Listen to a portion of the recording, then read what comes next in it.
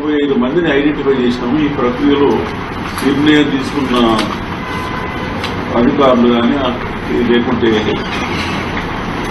అనధికారులు కానీ వాళ్ళందరికీ అందరూ కూడా వారు జవాబులు ఇచ్చినారు.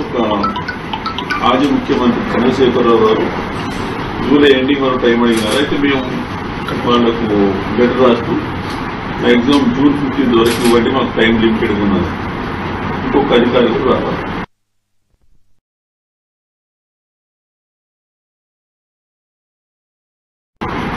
అయితే అందరికి లెటర్ రాసి దాదాపు 25 మందిని ఐడెంటిఫై చేసినాము. ఈ ప్రక్రియలో నిర్ణయం తీసుకున్న అధికారులు కానీ లేకుంటే